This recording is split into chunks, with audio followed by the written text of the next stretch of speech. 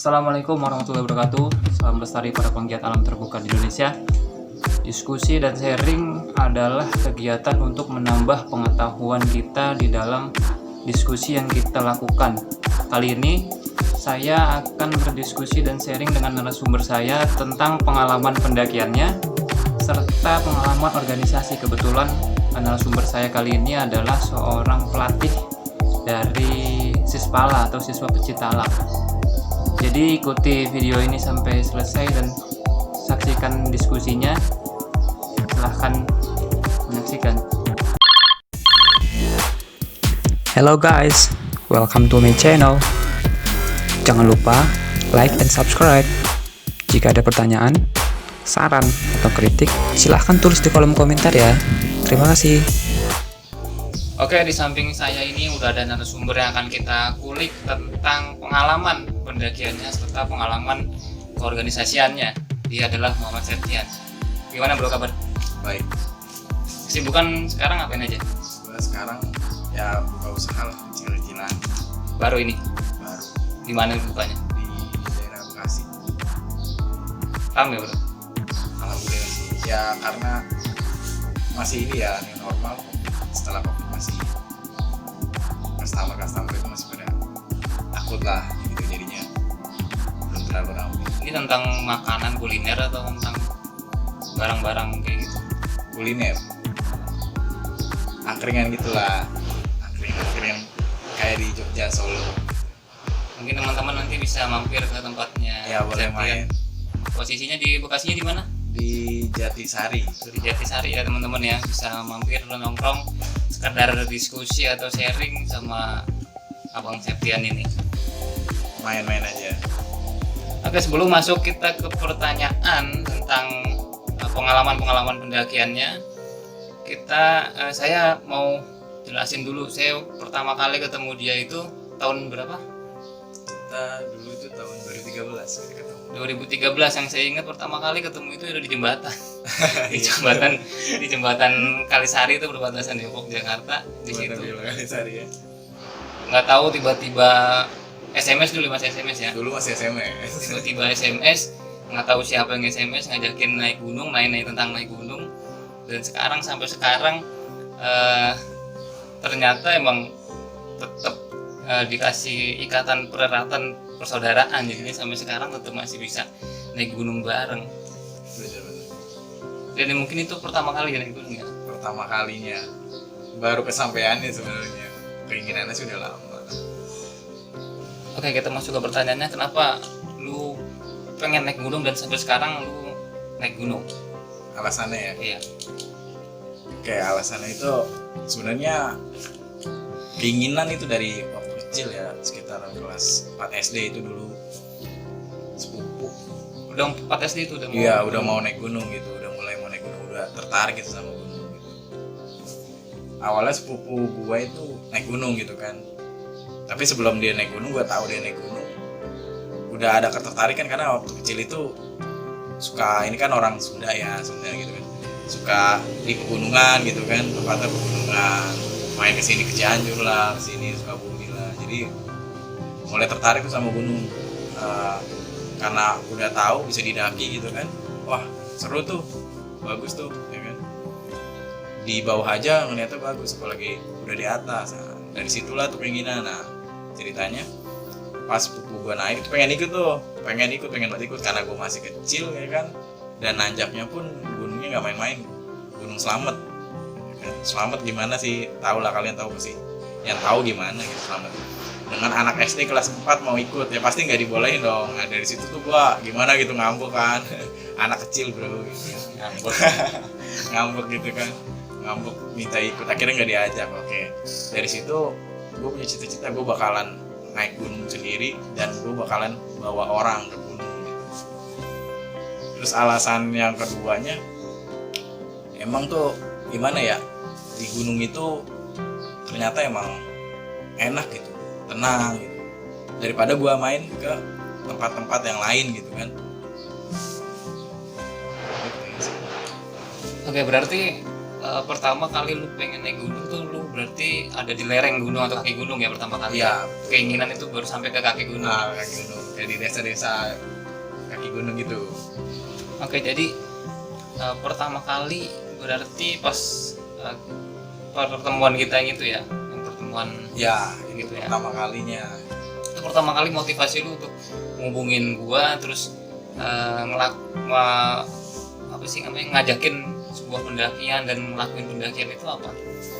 Ya sebenarnya karena gua ngajak ya, awalnya kan gua pengen tuh naik gunung, cuma gua nggak ada temen nih, ya kan? Karena kan dulu kan masih belum famos sekarang kan naik gunung itu kan. Ya walaupun udah banyak itu, nggak dulu banget gitu. Itu susah nyari temennya gitu. Apalagi dulu kan belum kenal apa namanya media sosial Instagram gitu kan, jadi susah. Kira gue nanya tuh sama teman gue, kebetulan dia alumni tempat sekolah ngajar ekskul itu. Nah dikasih ini nih, ada nih yang suka naik gunung juga. Kira gue SMS tuh, zamannya masih SMS ya. Iya, SMS Bung Karisma ya. Gue SMS, gue masih ingat kutipannya itu pas itu gue ngajak naik gunung weekend, bener ya weekend ya? Weekend. Nah dan di situ dia bales nanya gue siapa gini, dan gue jelasin gue ini siapa gue, keinginan gue apa. Akhirnya dia nyanggupin tuh, oke gini. Cuma karena kebetulan gunung gede ya, gunung gede itu kan booking tuh, karena dia taman nasional kan, jadi harus booking dulu. Akhirnya kita kesana naik dadakan ya. Dadakan. Pakai calo ya. Pakai calo kita. Kemudian calonya udah gue lobby dulu sebelum gue naik. Ya kan? Sekarang Sampai kenal sampai sekarang calonya. Itu awal pertama ya. Pakai calo. Nggak booking gitu Pakai ya. calo kita nggak booking Ngaco itu. Ngaco. Jangan ditiru.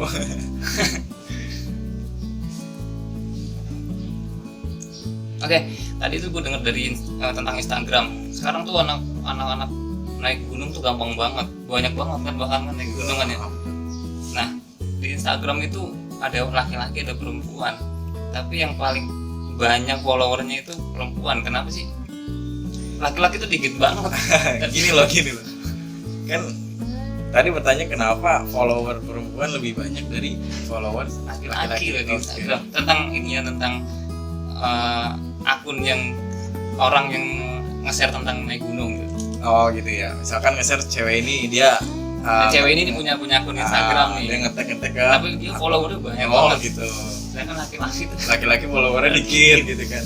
Ya mungkin tergantung sih, ada dua. Kayak pertama kalau cewek itu ya gitulah, face-nya mulus, glowing dan lain-lain lah. Itu kan udah pasti kan ya mata lelaki gitu, mata siapapun itu pasti wah cakep nih, enak dilihat, akhirnya di follow. Cuma ya beda lah kalau misalkan kita bukan mandang fisik ya, enggak juga, tapi tergantung juga sih. Mungkin kan cewek cantik biasanya mainnya ke mall, ke salon lah, jadi manicure gitu kan. Mungkin karena cewek itu main ke gunung, cewek cantik gitu kan, cakep, putih gitu, bersih, nggak biasa gitu. Nggak biasa, bukan masalah fisik, cuma nggak biasanya aktivitasnya itu. tapi kebanyakan orang nyari foto kan. Ya kalau Menurut tuh yang dicari tuh pertama kali naik gunung banyak orang-orang sekarang foto apa, karena banyak banget ngantri, bahkan ada yang ngantri gunung seperti perahu itu ngantri banget. ya yang gua lihat sekarang ya gitu. Jadinya naik gunung itu ya satu tujuannya bukan, kalau dulu kan kita lah ya gitu kan, kita kan karena penat pengen cari ketenangan biar tenang gitu, biar fresh gitu, balik ke kota lagi fresh lagi otak kita. Tapi kalau untuk sekarang kebanyakan ya pengennya foto, akhirnya dibuat di postingan ke media sosial dapat like gitu kan. Jadi hanya untuk dilihat orang gitu kan, nggak untuk cari ketenangan gitu, refreshing dan sebagainya. Malah juga kan sempat kejadian tuh yang 2000 berapa tuh yang Merapi meletus, bukan Merapi meletus, yang jatuh ke kawah Yang Merapi itu 2015 ya kalau nggak salah. yang naik ke puncak itu. Iya, yang ke puncak tusuk gigi itu, puncak Garuda kan. Itu kan jatuh kan itu karena Ngambil foto, ngambil kalau mau foto, ngambil yang bagus ya, angle yang bagus. ngambil yang bagus, itu puncaknya susah, naik karena kayak tusuk gigi kan, curam juga, kira itu pleset, nggak bisa foto itu, kira meregang nyawa. Makanya ya kebanyakan seperti itu sekarang, jadinya lebih bahaya lah. Jadi ini yang gue lihat, yang gue perhatiin ya, yang naik gunung itu mereka tuh sebenarnya persiapannya juga kurang kan, pelatihan juga Iya, enggak, asal diajak terus mau Iya, kan. betul. Ketika pulang otomatis badannya pegel tapi fotonya dapet. Iya benar. Motivasinya kan jadi beda. Kalau kita dulu kan naik gunung ya nyari ketenangan, nyari pelampiasan capeknya di kerjaan, capeknya di inian. Iya. Ya begitu. Jadi tujuan utamanya foto. Kebanyakan yang nggak semua, tapi semua ya, ya, tapi yang gua lihat hampir sekarang, ya, hampir pandangan yang pandangan sekarang, karena gunung tak serame sekarang dulu, gitu kan. Kalau sekarang di Jakarta macet, di gunung juga macet bro sih, macet di gunung, kayak model-model gunung perahu itu, atau nggak usah jauh-jauh ke perahu, gunung gede yang online-nya ribet. oh iya gunung gede bener, Pernah, gunung gede yang nggak pernah pengurusan sepi. Kotanya simaksinya sulit lah, paling sulit itu gunung gede bener, itu aja rame ngantri gitu. makanya nih buat teman-teman yang mau naik gunung tolong dipersiapkan, jangan sekedar pengen senang-senangnya doang, tapi pikirkan juga apa dampak dari yang teman-teman lakuin. Karena teman-teman ada di dalam hutan, di dalam gunung, cuman kelompok dan sekitar aja yang tahu ketika teman-teman dalam keadaan celaka. Oke lanjut bro. Ya. Ketika lu naik gunung tuh orang tua gimana sih? Orang tua gue ya, Misalnya ketika naik gunung tuh mikir yang aneh-aneh atau izinnya susah atau dia maksudnya khawatir lah. khawatir ya. Nah, kalau orang tua ya, walaupun kita udah ya ibarat katanya udah remaja, udah beranjak dewasa lah, tetap khawatir namanya orang tua ya. Tapi kalau untuk pribadi nih orang tua gue sih nggak masalah gitu kan, nggak masalah, karena dia udah tahu lah gue itu kesenangannya apa, hobinya apa, udah tahu. Jadinya ya intinya minta doa untuk izin nggak sulit gitu. Kecuali guanya lagi nggak sehat nih naik gunung pertama nih, suatu pas momen gue sakit gitu kan, gue sakit itu lumayan tuh sakitnya tuh ya kan. Gue kan punya lambung nih, penyakit lambung ya. Itu nggak sembuh tuh. Akhirnya gue pengen aja naik gunung, pengen gitu. Gue izin tuh sama nyokap gue kan, gue izin, mau naik gunung. Kok lu lagi sakit naik gunung gitu kan? Jangan, nggak apa-apa, yang penting minta doanya aja gitu kan. Akhirnya gue naik tuh ke Gunung Gede nggak salah. Gue ngajak Bro Karis nih, cuma dia nggak bisa ya bro ya. Tahun berapa tuh? Itu yang 2014. Lu kalau nggak salah itu lagi sibuk-sibuk ke skripsi. Oh Ya 2014 ya, bener nggak sih? 2015 Skripsi 2015 pokoknya gue 2014 itu persiapan mungkin. Pokoknya lagi sibuk-sibuknya gitu kan. Ya, akhirnya gue berangkat sama saudara gue tuh, sama teman bertiga doang. Akhirnya sampai rumah, alhamdulillah mungkin doa orang tua. Sebenarnya emang benar kalau kita mau melakukan perjalanan, izin orang tua itu penting, doa orang tua penting. Tanpa dua itu jangan pernah berani melakukan perjalanan. Itu aja sih. Ada pesan-pesan nggak, atau misalnya ketika lu mau berangkat lu izin tuh ada pesan nggak yang disampaikan, yang sering disampaikan orang tua? Jangan apa, jangan ini. Pesan orang tua ke gua. Oke. Pesannya sih orang tua gitu, jangan ngoyo tuh nekat ya. Jangan sompral, jangan sembarangan, intinya gitu. Itu orang tua. Bokap juga pesen gitu sebelum berangkat. Yang penting mah berdoa aja, mudah-mudahan doanya selamat gitu. Mungkin ada beberapa lu pernah naik gunung, dan satu gunung bisa berapa kali kan lu naik gunung kan? Pernah nggak lu ngelakuin gagal sampai puncak? Untuk gagal sampai puncak enggak sih. Pernah ya sekali pas badai nggak salah. Itu angin kenceng, itu Gunung Gede juga, yang sama lu nggak salah. mungkin. Iya, kayaknya nggak malu deh. Itu kita ya kena ini kan hujan terus tuh. Jadi kita nggak puncak yang kita lewat Putri. Harusnya kan turunnya sih. 2018 Ya 2018 itu kalau nggak salah bulan Desember. Emang bulan-bulan musim hujan yang ya. rame ya. Itu rame, kita bawa orang banyak. Kita bawa 2 mobil elf orang itu harus kita lintas kan Putri Cibodas. Kita nggak turun Cibodas karena cuacanya nggak mendukung, nggak nyampe puncak, kita turun lagi ke Putri. Itu sih yang gagal. Menurut lu puncak lebih penting atau gimana daripada sebuah pendakian? Itu puncak itu lebih penting apa? Menurut gua sih puncak nggak penting sih. Emang tujuan yang paling penting kan kembali ke rumah dengan selamat ya. Puncak bonus aja lah, sekedar bonus gitu. Karena tanpa puncak pun, tapi tergantung sih ini niat kita naik gunung apa. Kalau naik gunung cuma hanya foto, pasti yang paling penting puncak, bener nggak? Karena paling indah di puncak. Paling indah di puncak, kalau ada awan dan sebagainya gitu kan. Kalau di bawah-bawah ya masih biasa lah, banyak pohon tinggi-tinggi, gimana nggak foto. Tapi kalau misalkan tujuan kita untuk cari ketenangan, ya bodo amat lah gitu kan. Puncak ya nanti-nantilah, karena di puncak udah pasti rame, nggak tenang dong gitu kan, cari ketenangan. Jadi kalau menurut gua puncak udah penting-penting banget gitu, bonus aja lah. Kalau misalkan cuaca ya mendukung ya udah gitu kan. Kalau enggak ya udah, kita yang penting safety aja sih, safety hikingnya. Kalau udah nggak memungkinkan ya kita turun, jangan maksain karena hanya untuk foto-foto dilihat orang keren gitu aja sih. Karena sekarang mau foto di puncak juga harus gantian kan. Nah itu dia, kita foto gantian loh, kayak di Jambore film loh ya kan. Nggak bisa bebas gitu, mau foto kita posisi di mana harus gantian, nungguin ini foto. Ini kalau satu orang, kalau bulan-bulannya banyak 10 orang. Ya itu dia tanya. Oke lanjut. Udah berapa lama sih lu naik gunung sampai sekarang ini?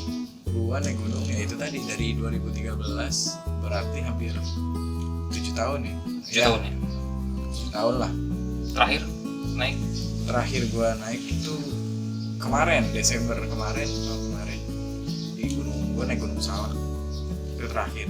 Akhir ya? Akhir Desember apa? Akhir pas Desember. Karena kan Januari itu pas udah mulai libur Natal, pas libur Natal gua naik. Karena Januari itu mulai ini apa? Yang kena Covid ya. Iya, itu kan Dari awal Wuhan sana dari kan? Wuhan Cina kan. Kalau di sini kan emang gua sebenarnya ada rencana tuh ya, ada rencana nanjak ya kan bulan Maret. Ternyata Maret itu langsung ada imbauan PSBB kan. Jadi nggak bisa kan. Tutup semua gunung. Akhirnya batal tuh, rencana batal. Ya udah sampai sekarang, sampai detik ini belum ke gunung lagi. Oke, dari selama ini lu naik gunung tuh, dari 2013 naik gunung ya, berapa paling banyak lu bawa personil tuh berapa orang? Dan di mana? Oh paling banyak itu pas tahun 2017. Di mana itu?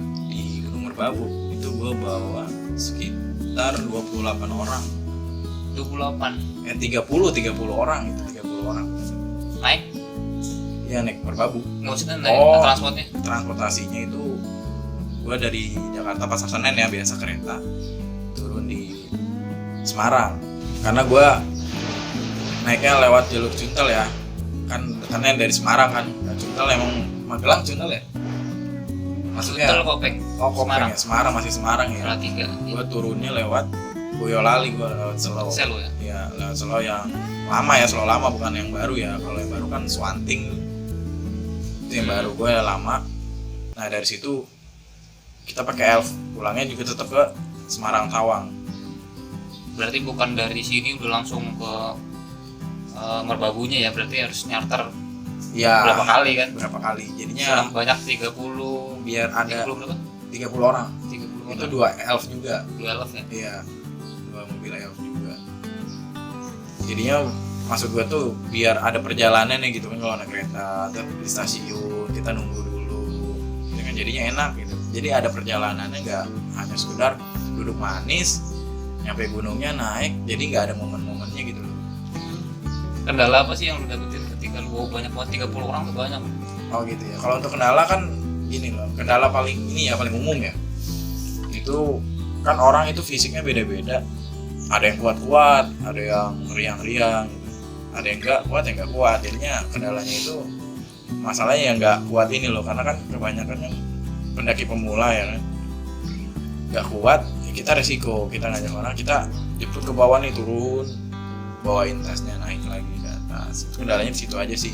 Sama untuk keamanan juga, jadinya maksud keamanan itu nggak boleh mencar-mencar, terus selalu ngingetin jangan sompral, jangan ngomong sembarangan dan lain-lain atau hal-hal yang melanggar adat istiadat setempat deh gitu. Sebelum kan 30 orang nih, sebelum ngelakuin pendakian itu lu pasti lu bikin grup, terus lu kasih saran atau masukan nggak harus latihan fisik dulu, harus perlengkapannya harus, karena kan 30 orang nggak mungkin kan harus dicek satu-satu. Oh iya, kalau itu gua buatin grup, di situ ada grup khusus itu kan pendakian itu, jadi di situ ada dikasih tahu syarat-syaratnya, bahkan cek kesehatan juga gua anjurin, cek kesehatannya. Kalau untuk latihan fisik itu wajib ya, itu udah pasti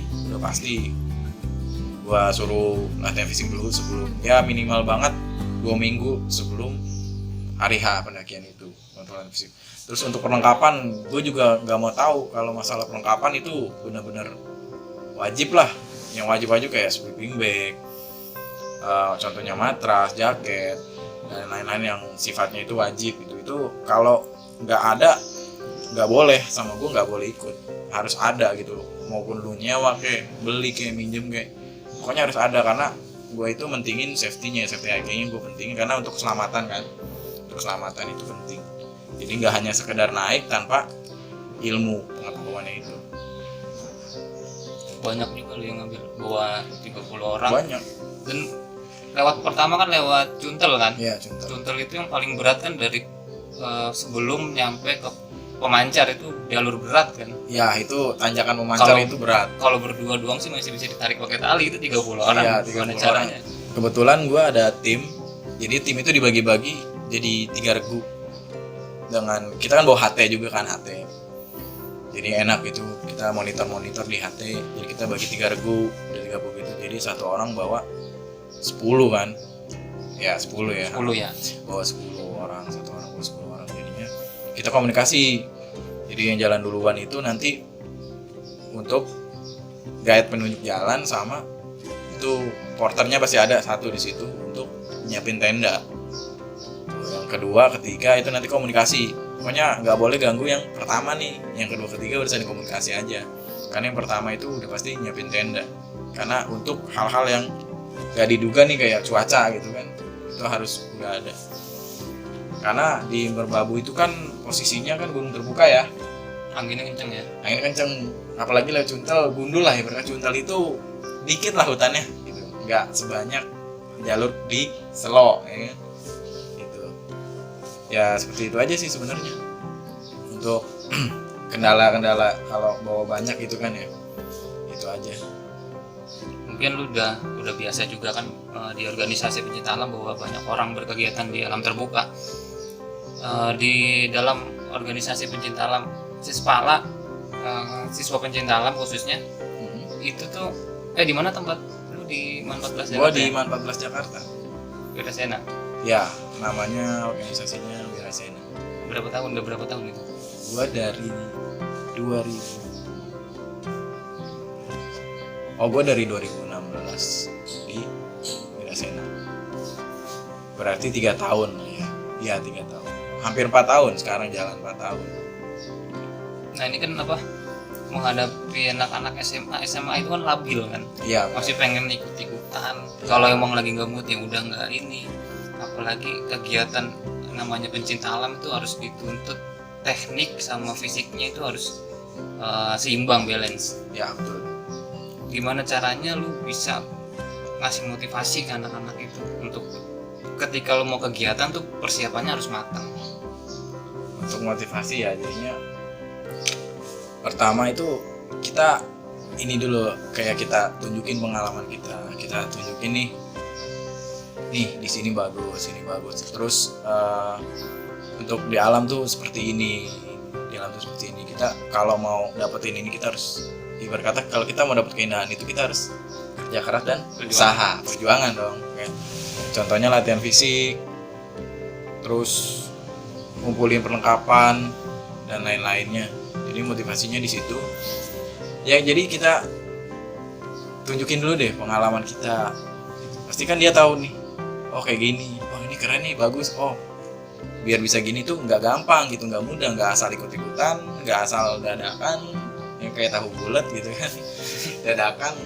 Tapi enggak, kita harus ada persiapan, ya segala sesuatu, persiapan fisik maupun perlengkapan loh, gitu kan. Kurang lebihnya seperti itu sih. Banyak gak yang antusias untuk ngikutin eskul Sispala itu? Oh oke. Untuk antusias itu banyak banget, bener banyak. Cuma kendala satu, orang tua. Anaknya ini pengen nih, antusias pengen, cuma orang tua nggak ngizinin. Karena alam itu kan, terutama gunung ya, itu kan bukan sembarangan gitu kan. Mikirnya yang udah-udah karena kejadian-kejadian yang udah-udah gitu kan, yang nggak enak, berita pemberitaan, ada yang hilang, jatuh dan sebagainya. Jadi orang tua mungkin khawatir anaknya ikut organisasi atau ekskul gitu, pecinta alam Sispala ini. Jadi kendala di orang tua. Tapi kalau untuk antusias itu banyak, Untuk pertama ya demo ekskul itu kan, itu sampai kita itu pesertanya terbanyak. Ya. Kewalahan dong. Enggak sekolahan juga. Enggak kewalahan. Oh, kewalahan. Bukan sekolahan. Malah. Jadinya itu sampai bener kewalahan nih. Itu sampai pas itu sampai 50 orang, ya kan? Itu paling banyak. Kita peserta paling banyak. Nah, makin kesini kan mungkin anaknya ini pengen, tapi orang tuanya kan belum tahu. Nah, pas orang tuanya tahu, oh nggak boleh ini gini. Oh bahaya ini, gini, nggak usah lah gini. Akhirnya dengan berat hati si anak perlahan satu persatu mundur, nggak jadi ikut, batal ikut. Jadi yang bertahan itu yang dapat izin dari orang tua. Terus apa sih alasan paling banyak anak-anak itu masuk ke eskul pencinta alam? Alasan yang paling banyak biasanya dia alasannya apa pertama kali dia mau ikut? Alasan umumnya ya. Oh, alasan umumnya sebenarnya sih ya gitu. Pengen naik gunung. Anak SMA pengen naik gunung. Penasaran. Iya, penasaran. Rasa penasaran pengen naik gunung. Karena mungkin lihat-lihat, kalau sekarang kan bener kan, lihat-lihat postingan media sosial kan. Ya, jadi wah ini penasaran ya, apalagi belum pernah. Gampang banget kan akses media sosial sekarang. Facebook, Instagram. Iya. Banyak banget. Umumnya sih gitu. YouTube juga banyak kan. Umumnya gitu ya untuk anak sekarang. Jadinya, tapi ada sih beberapa yang enggak kayak gitu, tapi kebanyakan kayak gitu, pengen naik gunung. Seperti ditanya, kenapa alasannya ikut pecinta alam? Pengen naik gunung, kayak gini. Tapi enggak semuanya. Itu dominannya seperti itu sih. Dominan kebanyakan penasaran berarti ya. Umumnya seperti itu. Tapi biasanya di tengah perjalanan pasti namanya kegiatan di luar pasti ada seleksi alam dong kan? Udah pasti seleksi alam udah pasti.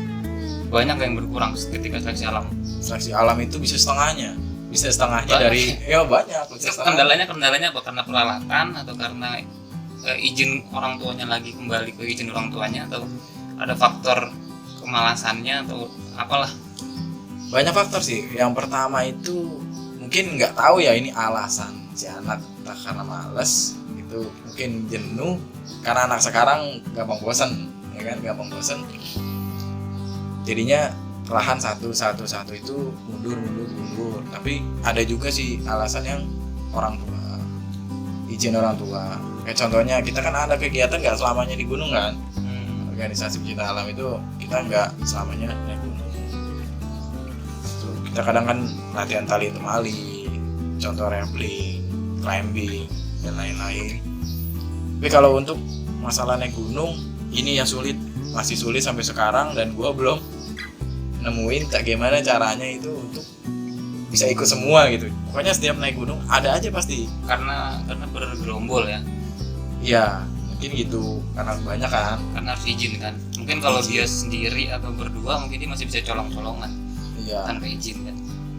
Cuma di sini kalau misalkan colongan ada sih yang udahlah nggak usah izin kan. Nggak boleh gitu. Karena gue nggak bisa. Pokoknya izin orang tua yang tadi bilang gue di pertama itu, jangan sampai gak izin orang tua, karena itu penting. Karena nanti takutnya kan kita nggak tahu ya, jangka panjang. kita mikirnya panjang, nanti takutnya tanpa ridho orang tua ngapa-ngapa di sana yang ribet kan gue juga kan yang bawa gitu kan. Jadi gue tuh kalau nggak izin orang tua ataupun nggak dibolehin tapi tetap ngoyo gitu kan, nekat, nggak boleh ikut sama gue, nggak boleh ikut. Intinya orang tua, izin orang tua itu penting. Biasanya kan izin orang tua biasanya ada yang ditolak, ada yang masih ragu-ragu atau yang masih nyiain. Gimana caranya lu buat bikin orang tua itu iya gitu? Pasti ada dong yang lu harus datangin kan. Iya. Pernah nggak sih lu datengin gitu, harus izin langsung ke orang tuanya tanpa anaknya yang ngomong? Ya gue pernah itu izin, pada nih cowok nih itu pas itu naik gunung Slamet ya, ini pada cowok cuma gitu nggak diizinin orang tuanya. Akhirnya dia minta, kak coba tolongin ngomong sama orang tua ibu saya terutama gitu kan. Akhirnya gue datengin ibunya, dari situ gue jelasin naik gunung itu nggak seperti yang orang tua kebanyakan itu dipikirin gitu kan, dipikirannya gimana, kayak contohnya bahayanya tentang alam liarnya dan sebagainya gitu kan. Itu nggak seperti pandangan orang tua yang sekarang. Karena kan sebelum melakukan kegiatan biasanya kan harus ada step-stepnya kan, ya, persiapan peralatan fisiknya, apa yang dibawa dan berapa waktu yang akan dijalanin kan, pasti kan itu diinin kan. Terus akhirnya setelah gue jelasin, gue yakinin, gue diskusin ke orang tua, akhirnya dibolehin gitu kan. Tapi di sini juga kan amanah kan, tanggung jawab gue jaga itu anak biar tetap selamat kan sampai rumah lagi. Tapi akhirnya pas gue bawa selamat ya, alhamdulillah gitu kan, selamat sampai rumah lagi. Akhirnya sampai sekarang mau naik gunung kemana aja sama gue dibolehin. Jadi enak dia dibolehin gitu kan. Tapi jangan sampai gara-gara dia dibolehin nama-nama lo yang dipakai kan. Nah itu jangan sampai jual nama gue ya. Kalau orangnya udah tahu nih yang merasa gitu, jangan jual nama gue ya. Tapi ada juga kan yang bawa jual nama organisasi tapi bukan dari organisasi itu. Oh itu pernah nggak ada nggak kayak gitu? Cuma kalau untuk di Wirasena sendiri sih nggak ada. Misalnya ada orang nih yang bukan anggota lu nih, terus dia pengen naik gunung nih sama anak Wirasena gitu, ada nggak? Oh ada. Alasan ke orang tuanya, tapi sebenarnya bukan sama organisasi lu, tapi dia berdua atau bertiga mana tahu. Tapi yang ditanyain itu organisasi. Oh gitu. Itu ada banget kayak kejadian sekali. Jadinya emang sih anggota ya, anggota ya, cuma kita nggak ngadain pendakian, tapi dia nanjak nih kan, nanjak pendakian, cuma tapi bilangnya bawa nama Wirasena sama anak-anak Wirasena, padahal enggak, dia sama orang-orang temennya ya, orang luar organisasi gitu. Akhirnya ya gua sedikit gua kasih ini sih, apa namanya kalau gitu, nyanyian lah. Jangan. Ya, gue kasih wejangan nyanyian gitu sedikit. Jadinya tentang kenapa jangan bawa nama, karena kalau oknum satu yang bawa nama itu, kalau ngapa-ngapa di sana atau gimana, yang jelek namanya seorganisasi gitu ya. Kalau udah jelek, apalagi nama organisasi di blacklist, kita mau naik gunung itu, taunya wah nama ini udah di blacklist, wah ribet dong, kita masa mau pulang lagi gitu kan, tanpa sepengetahuan kita gitu. Gitu sih. Berarti susah banget skalanya berapa, 1 sampai 10 ngurusin anak-anak SMA? Susahnya sulit ya. Skalanya 1 sampai 10. 1 sampai 10. Kesulitan ya, tingkat kesulitannya ya 7 lah. 7 lah. Dalam hal motivasi atau dalam hal peralatan atau semuanya dalam gabung jadi satu? Sebenarnya banyak peralatan, namanya anak SMA ya kan, karena berhubung dengan uang ya? Keuangan ya, orang tua juga kan ada yang mampu gitu kan, ada yang enggak. Terus kedua, gimana sih anak-anak SMA ngaturnya tuh sulit, gampang sulit lah ngaturnya gitu kan. Ada yang begini, ada yang begitu, dan beda kepala, kita ngatur banyak kepala susah juga gitu kan. Terus sama izin orang tua itu aja. Paling susah izin orang Paling tua. susah sih, itu paling susah kalau untuk di alam terbuka ya. Terbuka ya. Itu paling susah. Karena kalau kita jadi orang tua juga pasti Pasti khawatir kan. pasti. Namanya anaknya kan. Nah, gitu. Oke, namanya pencinta alam itu kan mindsetnya udah dalam tanda kutip di alam dengan banyaklah berita-berita tentang kekerasan di dalam pencinta alam, organisasi pencinta alam. Karena kan banyak kejadian-kejadian yang adanya penyiksaan, adanya tataran-tataran yang keras. Itu menurut lu gimana caranya buat organisasi itu orang mindsetnya itu bukan ke situ? Oke. Kalau untuk itu kita udah nggak bisa pungkirin ya, udah nggak bisa dan nggak bisa nutupin ya, karena emang backgroundnya cinta alam dari dulu mungkin udah tradisi turun temurun emang kayak gitu kan. Jadinya di sini gua untuk merubah mindset seperti itu, mindset seperti itu. Jadi di Wirasena itu kita nggak ada kata senior ataupun junior. Jadi di Wirasena itu kita itu ingin merubah mindset pecinta alam kebanyakan ya dari dulu. Jadi di kita tuh nggak ada kata senior sama junior yang ya udah umum di pecinta alam ya. Jadi kita itu di sini dia berdiri sama tinggi, duduk sama rendah. Jadi nggak ada kata senior, nggak ada kata junior, nggak ada kata lebih tinggi dan lebih rendah, itu nggak ada.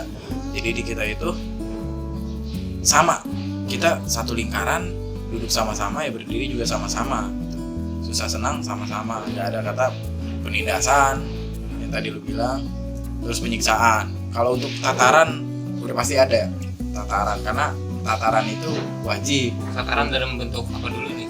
Untuk kita membentuk karakter mental. Cuma di luar konten kekerasan itu.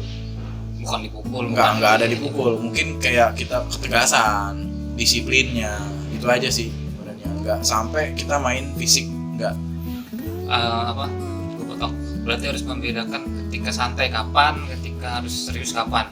Ya ada momen-momennya. Kalau lagi serius kita harus serius, nggak ada boleh kata bercanda gitu. Kalau ada momen-momen ininya santainya itu ada, jadi biasa gitu. Nggak sampai kita main tangan, pukul lah, tendang lah, itu nggak ada. Karena oke, mungkin mental jadi kuat ya, cuma nanti jadi ada seperti balas dendam gitu. Nanti dia punya adik baru, jadi dia ngelampiasinya apa yang pernah dia alamin itu ke adik-adiknya, dan akan seperti itu terus. Jadi tradisi ya. Jadi tradisi sampai kapanpun akan gitu terus ya, nggak bakalan putus gitu. Kalau kita bukan kita yang memutuskan itu. Jadi kita di sini cuma kayak ya menghargai yang tua, mengayomi yang lebih muda, adik-adiknya, adik kelasnya yang lebih muda menghargai yang kakak kelasnya yang lebih tua, gitu aja sih kalau di Wirasena. Jadi saling sama-sama menghargai gitu.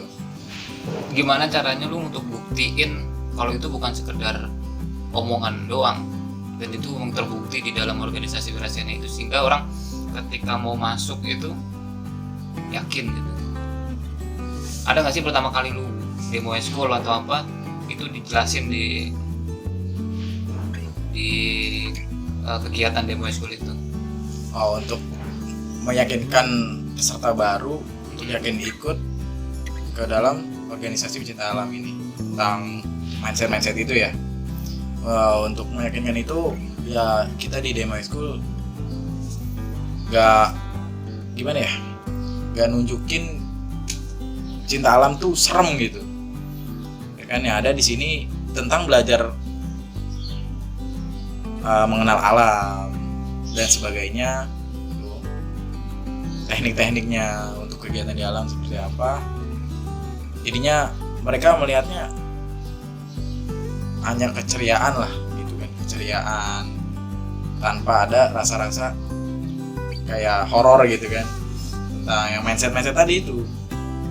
Jadinya di Nemo School kita buat ya seperti itu. Jadi nggak ada konten-konten kekerasan, dan di sini juga sistemnya kan keluarga gitu kan. Namanya keluarga nggak mungkin tega nyakitin keluarganya sendiri gitu kan. Ya itu sih. Masih nggak sih yang kakak-kakaknya yang udah lulus yang jadi alumni datang untuk bantu dan yakinin gitu? Oh iya. Lah ikut pecinta alam ini biar ini tuh nggak sesuai apa yang seperti di luar banyakan gitu. Oke ya, untuk alumni kadang kita undang di momen tertentu, contohnya seperti hari ulang tahun HUT Wirasena itu. Hari ulang tahun HUT kan HUT ya. Bener kan HUT kan? Iya, ulang tahun itu untuk anak-anak. Oh, ulang tahun untuk anak-anak. Ya pokoknya birthday gitu. HUT gitu kan. HUT-HUTan. Jadi di Wirasena itu kita undang alumni. Jadinya di situ perangkatan ya, perwakilan perangkatan alumni itu kita minta untuk menjelaskan seperti apa sih di Wirasena ini, di organisasi seperti apa, menceritakan lah pengalaman mereka di organisasi ini. Jadinya untuk sedikit membuat yakin, mungkin nggak banyak ya, sedikit aja ya kan, karena yang merasakan kan nanti peserta barunya itu anaknya itu sendiri gitu. Jadi sedikit aja untuk meyakinkan kalau di sini tuh bukan hanya sekedar organisasi gitu, tapi sebuah keluarga gitu. Jadi mindset tentang senior junior itu emang harus dihilangin kan ya? Menurut gua sih iya, menurut gua harus dihilangkan gitu kan. Mungkin sedikit ya, karena emang nggak bisa lepas sih, kalau itu nggak bisa lepas, emang nggak bisa lepas. Cuma kita filter gitu, kita saring gimana semestinya gitu kan. Jadi bukan kayak yang atas merasa lebih tinggi, yang di bawah itu lebih rendah gitu. Cuma kita buat sistem ini juga nggak ada senior junior, juga bukan berarti yang bawah nanti songong atau ngebangkang ke kakaknya gitu, nggak gitu. Kita edukasi juga kan, sebelumnya kita kasih penjelasan ini seperti apa tuh, kita bikin sistem kayak gini tuh untuk apa, tujuannya tuh untuk apa gitu. Oke, menurut lo penting nggak sih jenjang senior junior itu? Karena kan ketika ada nama senior junior itu kan otomatis ada yang ngerasa dibawahi, ada yang ngerasa diatasi, merasa di atas dan ada yang merasa di bawah. Penting nggak? Oke ya, untuk senior junior ya, kalau menurut gue pribadi itu ada pentingnya juga, itu karena apa? Biar yang tadi itu loh, yang di bawah itu nggak jadi ngerasa itu songong gitu kan, membangkang walaupun di sini nggak ada senior junior gitu kan.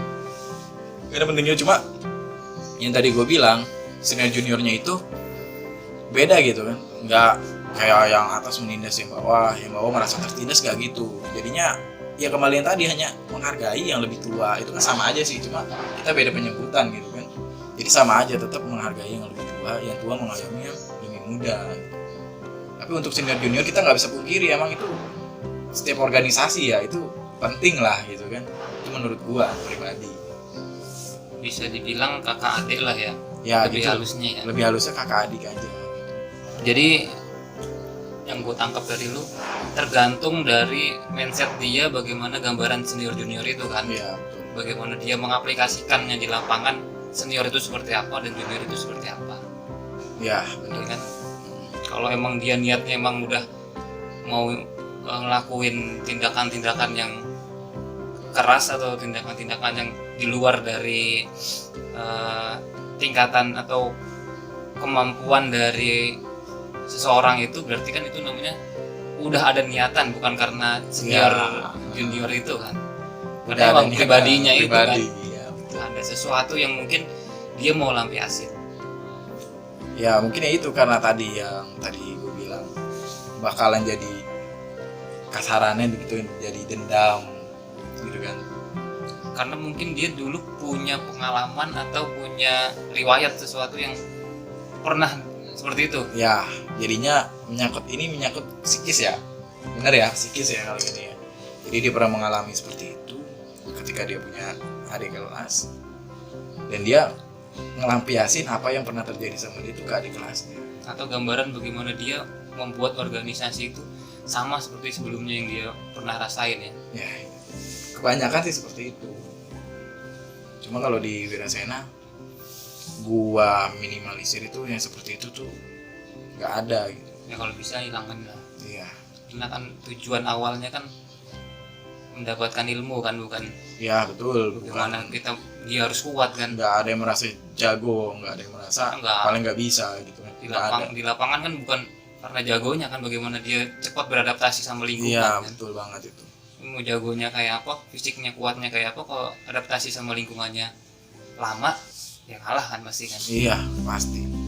Oke, tadi udah dijelasin bagaimana pengalaman di pendakiannya, bagaimana pengalaman di organisasinya. Ini banyak pertanyaan sedikit sih. Kesan yang mengesankan, sesuatu yang mengesankan ketika lu melakukan kegiatan di alam terbuka dari lu awal pertama kali ngelakuin kegiatan sampai sekarang, ada nggak momen-momen lu yang paling berkesan? Oh, untuk dari segi apa nih, pendakiannya atau non pendakian? Atau dua-duanya nih? Non pendakian maksudnya apa? Maksudnya kan kalau kita kan di sini kan ada kegiatan, contohnya bakti sosial dan lain-lain gitu kan. Oh, organisasi Organisasi maupun organisasi. ya, dua-duanya lah. Oh, dua-duanya. Masih satu-satu. Iya. Nanggung banget. Oke. Yang pertama kita ini dulu deh, yang di non pendakian dulu ya. Non pendakian itu paling berkesan itu pertama bakti sosial ya. Pertama kali bakti sosial itu perjuangan untuk mendapatkan dana sih. Bakti sosial pecinta alam Ya, itu ya. Cita Alam Sismala ini kita mengadakan bakti sosial untuk mengedukasi mereka untuk bersosialisasi dan peduli gitu terhadap adik-adiknya atau orang-orang di luar sana yang masih membutuhkan bantuan kita gitu. Dan mereka juga bisa belajar bersosialisasi yang baik dan benar seperti apa gitu kan. Dengan perjuangannya itu paling berkesan sih kita mendapatkan dananya itu ya. Ya contohnya kita cari ke sana ke sini dana dan sebagainya. Bahkan sampai jualan di CFD itu jualan air mineral. Geraha. Ya di Cijantung itu di Kopassus. Geraha. Di Kopassus itu kan ada CFD ya setiap minggu. Sabtu Minggu ada. Cuma lebih dominannya sih Minggu. Itu kita jualan air mineral sampai uang kumpul ditabung selama beberapa bulan. Akhirnya kita jalan di sana dan kita bakti sosial di sana di desanya terpencil di Daerah mana itu? Itu di daerah Cikoneng, Puncak. Cikoneng, Bogor. Ya Bogor.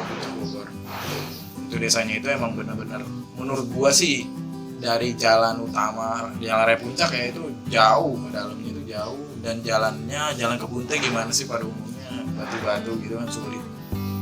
Di situ ada desanya itu emang dikhususkan untuk petani teh, pegawai teh gitu kebun teh kan. Di situ karena menurut kami di situ masih layak gitu kan untuk dibantu, jadi kita mutusin di situ. Oke, pas paling berkesan itu pas kita kesana, sampai di sana kita bakti sosial di sana, berbaur dengan warga sana.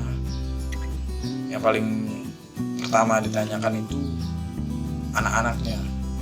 Mereka itu dengan keterbatasannya fasilitas ya, keterbatasan karena di daerah pedalaman, karena di daerah terpencil itu niat untuk belajar, niat untuk sekolah terutama itu besar gitu, walaupun sekolahnya itu ditempuh bisa sampai 3 km setiap harinya dengan medan yang nggak gampang, nggak landai seperti di Jakarta udah aspal, ada naik angkot, naik motor dan sebagainya gitu kan. Tapi di sana mereka ditempuh dengan jalan kaki, sejauh 3 km itu setiap hari, dan medannya itu naik turun bukit dengan jalan batu-batu ya seperti pada umumnya kebun teh. SD, SMP, SMA apa? Di situ hanya ada SD sampai SMP aja. Jadi kalau misalkan mereka ingin SMA berarti mereka harus keluar dari desa itu, jauh lagi, merantau ke kota. Jauh lagi ya? Jauh gitu kan. Jadi mereka harus merantau ke kota. Jadi rata-rata di situ hanya lulusan SMP. Karena cuma ada SMP. Karena gitu. cuma sampai SMP. Setelah SMP jadi petani teh. Oh kalau atau itu merantau ke kalau kota. itu kebanyakan sih yang dari gua mintain info gitu kan. di situ kebanyakan ya merantau ke kota, contohnya ke Bogor kota dan sebagainya gitu kan, atau dia melanjutin mungkin SMA, mungkin STM, SMK dan lain-lain kan. Kebanyakan sih gitu dari info yang gue dapat dari situ berkesan banget gitu kan dengan semangatnya mereka, antusias gitu kan. Gue juga ngerasa haru gitu, campur sedih Pastilah. gitu kan, karena oh ternyata tepat gitu kita bakti sosial di sini dengan segala macamnya gitu kan, karena antusias dengan yang gue lihat di kota seperti apa, fasilitas sudah ada gitu, enak, dikasih fasilitas sama orang tuanya tuh. Kadang sekolahnya masih males-malesan, nongkrong gitu kan, bahkan kan malas sekolah, capek belajar, gitu kan, nongkrong. sekolah udah gratis, Sekolah udah gratis, apa udah gratis, fasilitas udah ada, udah enak.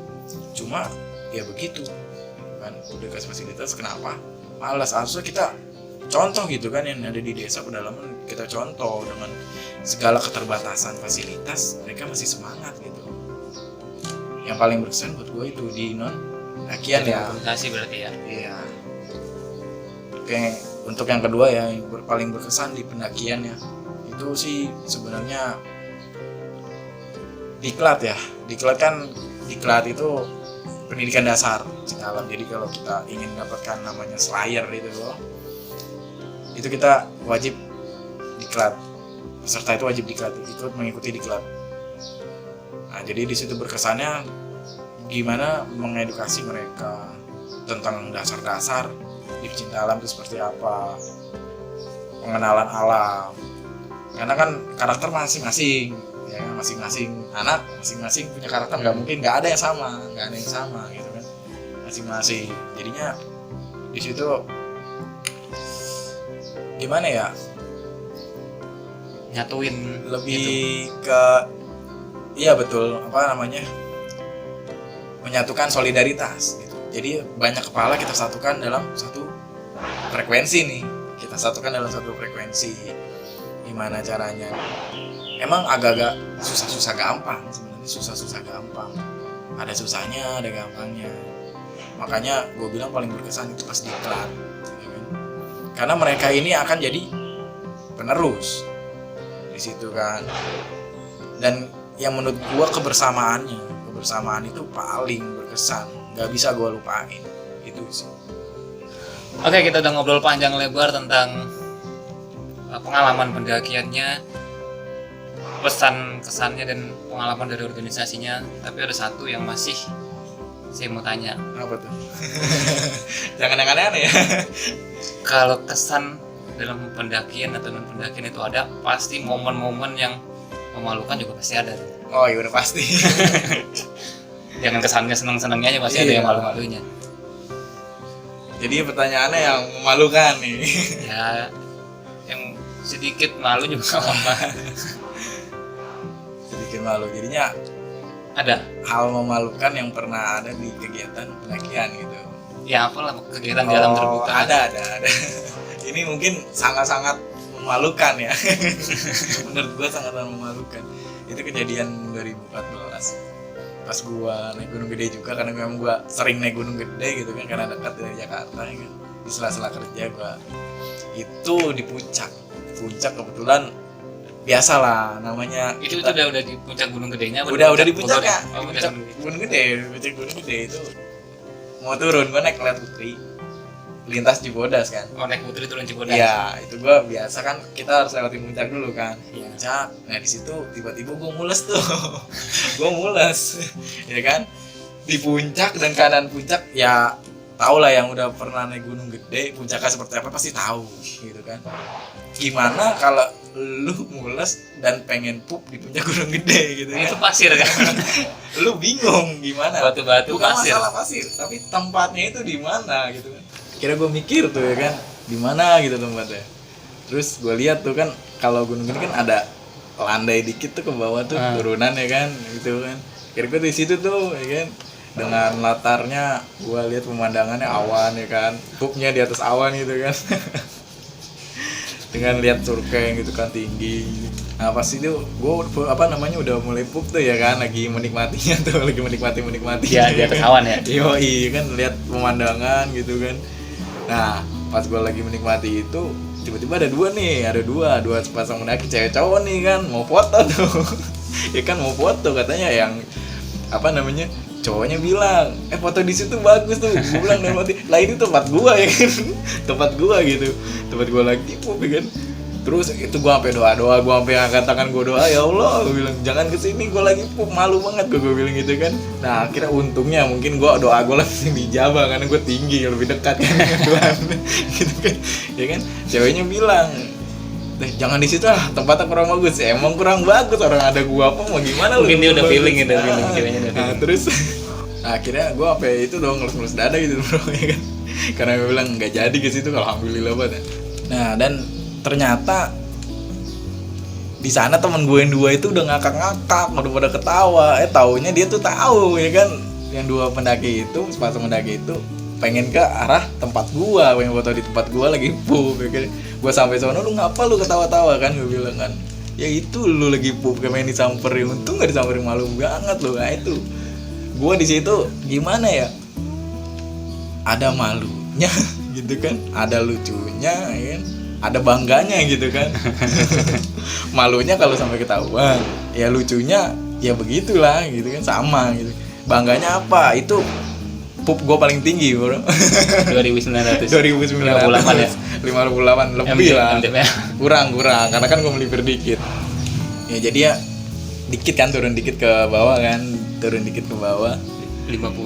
ya paling ya, gue turun semeter 2 meter, turun sekitar enggak sih 5 meter lah, sekitar 5 meter. Berarti 5 meter ya tadi ya, berarti 54. Gitu aja. Itu yang paling lucu gitu. Tapi bro sama sis ada nggak selain gua gitu kan, maksudnya yang lebih tinggi gitu pupnya. Yang lebih tinggi pupnya gitu. Ada nggak? Kalau ada nanti boleh di komen di bawah. Jadi harus tinggi-tinggian. Iya, tinggi-tinggian pup. Tapi gitu. berarti bukan dilombain ininya. Coba lu bayangin, lu pup sambil ngeliat awan di bawah sama pemandangan itu, wah keren banget. Lu harus mencobanya. Pup di atas awan gitu. Yang campur belerang baunya. Tapi tenang ya kan, jangan mau kalah sama hewan. Kucing aja habis pup malu ya kan, dia dikubur ya, ditimbun lah sama, karena gue di situ batu-batu cuma ada pasir ya, gue kayak kucing jadi ditimbun pakai pasir gitu kan. Pokoknya jangan jorok, jadi pendaki tuh yang baik gitu kan, jangan jorok. Ada kebanyakan pup itu nggak digali sama nggak dikubur, itu jorok. Jangan ditiru ya kan, asal buang aja. Kalau keinjek atau kepegang baunya, nauzubillah nih. Nauzubillah ya kan? Teman gue yang pernah ngerasain lah. Itu gua. Oh lu ya, sarung tangan gua kena. Iya, sampai sekarang tuh sarung tangan itu cuma hari pertama nanjak gitu, baru hari pertama itu pas buat tenda. Ini aduh, sarung tangan udah kotor, mau pakai juga baunya kemana-mana kan. Untung bawa sarung tangan kuli. Oke. Kita udah ngomong panjang lebar, kesannya sudah disebutkan dari yang memalukan sampai yang berkesan. Terakhir bro, iya. Pesan untuk khususnya Sispala lah, atau pendaki pemula, ada nggak pesan-pesan? Oke, pesannya ya untuk kalian adik-adik atau siapapun, tapi terutama adik-adik Sispala dan adik-adik yang pemula untuk melakukan kegiatan pendakian ya, karena pendakian itu bukan hiking ya, bukan olahraga biasa gitu. Ini olahraga yang ekstrim lah, jatuhnya ke ekstrim, masuknya ke ekstrim. Jadi resikonya tinggi. tinggi. Jadi kita harus punya ilmunya dulu, belajar dulu. Jangan asal punya uang kita naik gunung. Tapi kita harus tahu apa sih di gunung, kayak gimana sih di gunung gitu. Jadi jangan asal, jangan ngoyo. Tetap safety hiking itu perlu wajib, malah menurut gua tobat itu wajib ya. Jadi persiapan ya, fisik, mental, sama perlengkapan, itu tiga yang wajib, nggak boleh ketinggalan. Dan satu lagi, jangan pernah menyepelekan hal-hal yang dianggap kecil gitu ya, karena yang kecil itu nanti pas pendakian, pas hari H itu bakalan jadi besar nih brosis, bakalan jadi besar. Jadi jangan pernah menyepelekan hal-hal yang kecil. Udah sih, itu aja pesannya. Buat teman-teman yang mau melakukan kegiatan, bukan cuma pendakian sebenarnya, kegiatan di alam terbuka, mau ke curug, mau ke pantai, semua butuh prepare berarti ya. Ya, Butuh prepare, persiapan, butuh manajemen perjalanannya yang benar-benar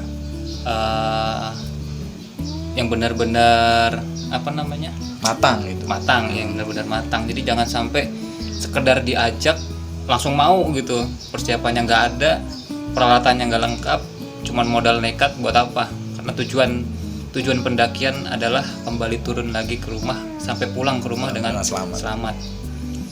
Oke, teman-teman, kita udah sharing tentang pengalaman-pengalaman dari Muhammad Septian. Teman-teman semoga bisa mendapatkan pengetahuan-pengetahuan baru di dalam kegiatan keorganisasian maupun kegiatan pendakian. Next time saya juga akan berdiskusi lagi dengan Septian, mungkin dengan tema yang berbeda, dengan tema mistis atau hal-hal yang biasa terjadi di gunung lah ya, yang lumrah lah. Karena kebetulan Septian ini punya sedikit spesial, jadi bisa merasakan atau bisa merasakan atau bisa melihat sesuatu yang kebanyakan orang udah nggak bisa ngerasain atau cuma merasakan tapi tidak bisa melihat sesuatu itu. Saya hanya bisa melihat yang bening-bening aja. Semoga diskusi ini bermanfaat. Sampai ketemu lagi di narasumber berikutnya tentang sharing dan pengalaman-pengalaman dari kegiatan pendakian. Saya tutup. Assalamualaikum warahmatullahi wabarakatuh.